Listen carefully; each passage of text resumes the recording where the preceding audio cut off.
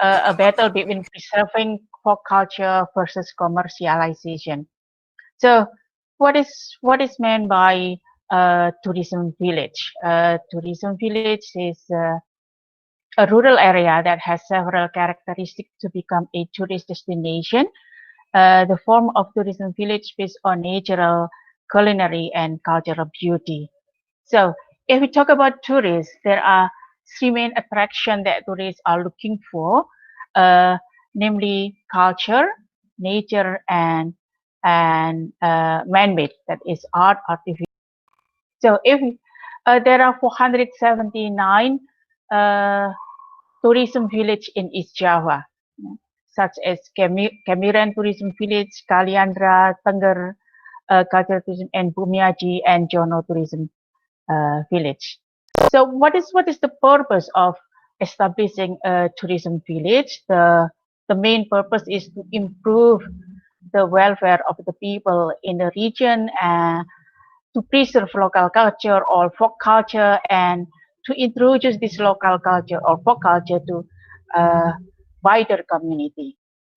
Now, uh, because tourism village attract many tourists, so uh, the government plan to develop more and more tourism villages. As former Minister of Tourism Arif Yahya said that cultural tourism still holds a share of 52% of tourist activities in the world, and in Indonesia, the role of cultural tourism holds a higher share in bringing in foreign tourists, namely as much as 60%.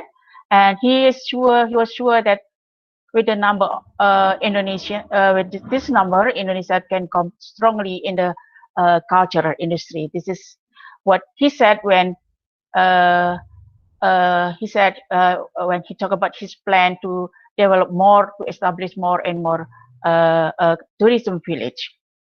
Furthermore, he said that a tourism village is also one way to preserve cultures. So he gave an example of a cultural tourism village on the island of Bali. According to him, Bali is still very strong in presenting cultural tourism in Indonesia. Despite economic progress and various modernization activities, the Bali region still maintains its noble tradition, and Ubud, an area in Bali, is one of the area work together to build the region while strengthening its local tradition and culture. So Ubud is one of tourist destination in Bali, and Ubud still preserve their cultural village, its cultural village and local tradition. Now, what about cultural village in Indonesia, in East Java? Now, uh, according to PICAT, cultural tourism is a variety of tourism that develop culture with the aim that culture in one village can develop in a sustainable manner. Now, whether cultural tourism village preserve folk cultures, we can see from Anastasia Murdia's study in 2018. She studied, she did a research on in Ocean cultural area in Comorin village, Banyuwangi. And from her study, before we talk about what the result of her study, let me talk about briefly Ocean cultural area. Ocean cultural area is in the eastern part of East Java, this area, and the Ocean region is a meeting point for three cultures, that is Javanese, Maduris, and Balinese.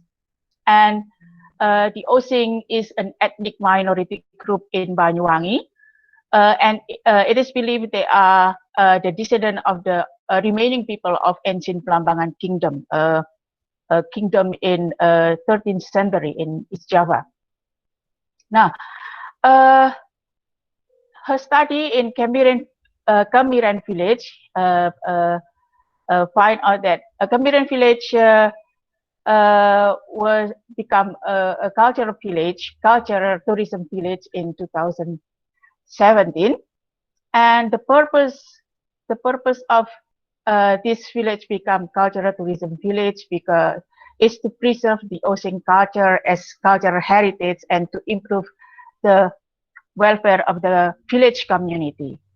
And why this village become a cultural tourism village? Because this Osing tradition, uh, Osing people has rich in tradition, ceremonies, and rituals such as uh, uh, traditional barong rituals and Gedokan traditions. So Gedokan is a kind of rice bonding tradition which is carried out by women, and the aim is producing pleasant sound or music. So this is Gedokan tradition. Nah, uh, the positive impact, this is from her study, the positive impact of cultural tourism village in this village in Comorin is several traditional arts have developed such as kebu-kebuan, kuntulan, janggar, angklung, idat bumi, barong, seplang, and ganjung. So formally, before this village become cultural tourism village, this kind of tradition is are almost unknown by people, but because of uh, teaching into cultural tourism village, where people know, oh, what is meant by kebu-kebuan, janggar, and so. And the next one, the positive impact is there is the development in village economy. So, and the next positive impact of this village change into cultural village is this village is able to reduce urbanization and to reduce unemployment and the crime rate in this village. Why? Because the Osing people were not only resilient and adept at farming, but also skilled at art and Osing culture. This is the reason why Comorin become tourism village.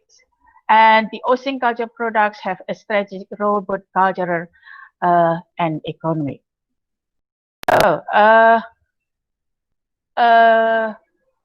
Osing cultural product, if managed and fostered and utilized properly, can make a significant contribution to both regional development and also national.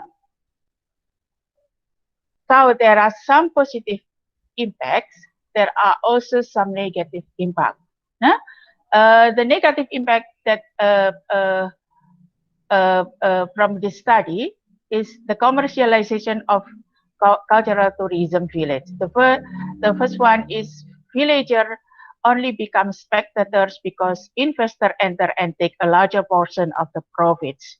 And traditional art, which originally as a form of ritual, become meaningless.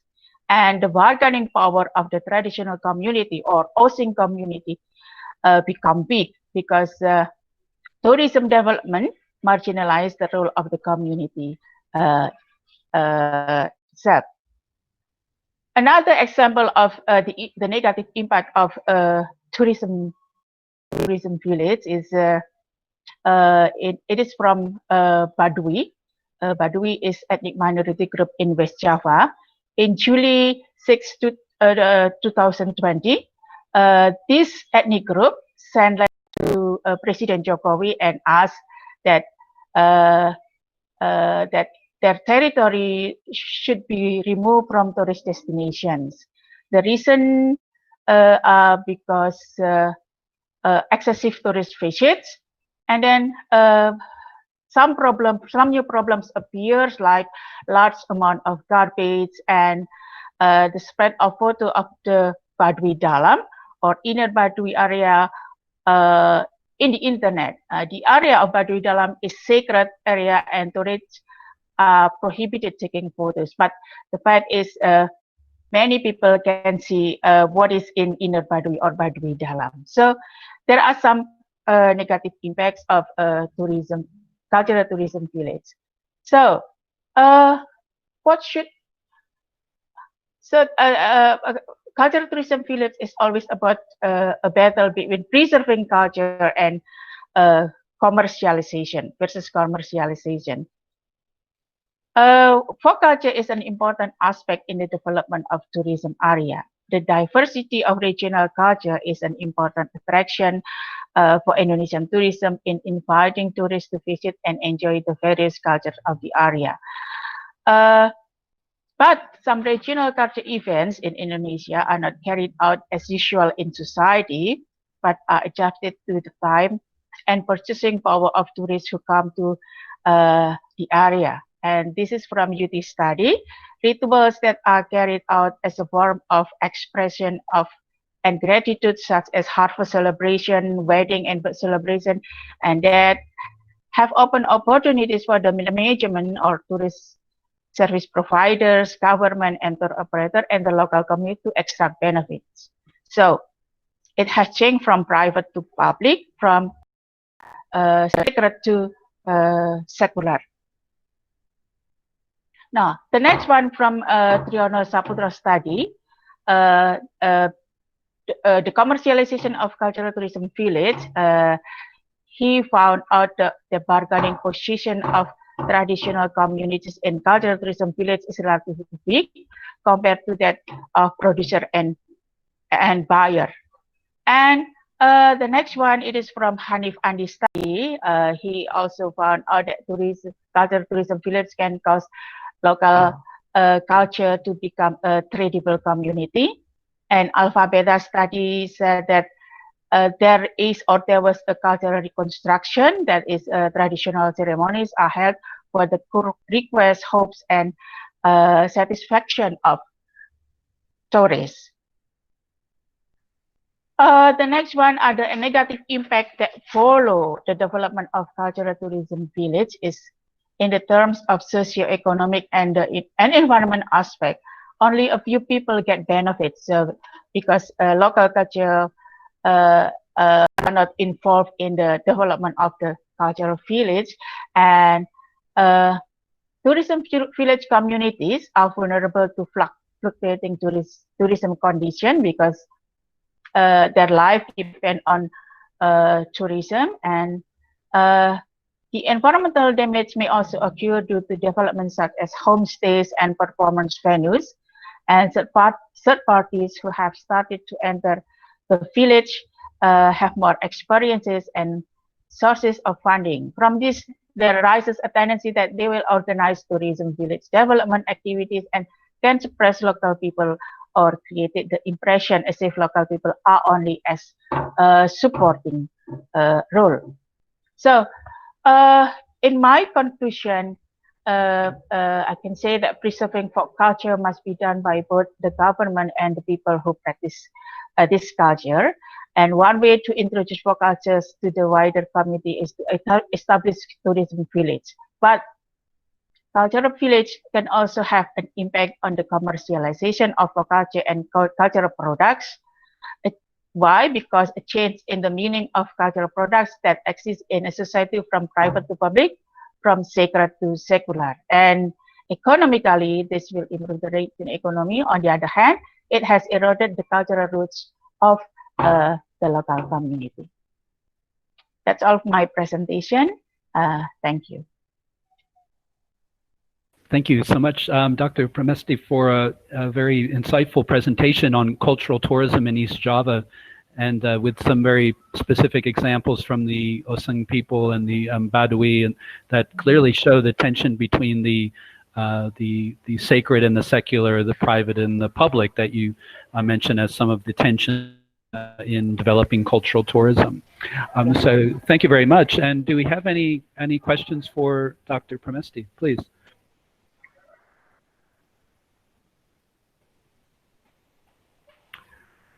I will get started with one question for you. What have been the effects of COVID-19 on cultural tourism in East Java? Yeah, that has a very great impact because of physical distancing and so, and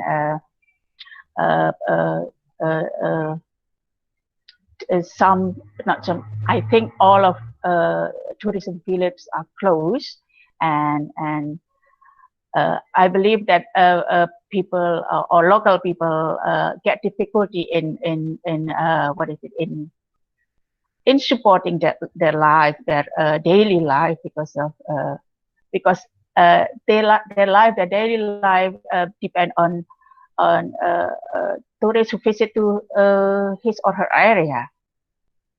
Yeah, yeah. This is very sad situation because of COVID-19. Yeah, I think. Yeah. Yeah. Yes, thank you. I would suppose that's the case for many cultural tourism projects in Southeast Asia and South Asia as well. Any questions for Dr. Pramesti? I do have one more for you. In East Java, are most tourists coming from East Java and from the cities Surabaya and Kediri and other cities in East Java, or is there also a national element and an international? For example, in Jono Cultural Village, Jono is in Bojonegoro. It is close to Cepu, as Dr. Henriks mentioned. Cepu is famous for ExxonMobil, and so have office in that area. And in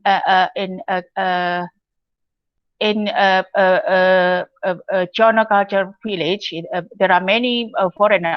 I think Jono Village is more famous to foreigners, to foreign tourists, than to East Java tourists. And also in Kaliandra in Pandaan. So there are many foreign tourists come to this village. Mm-hmm. Great. Okay.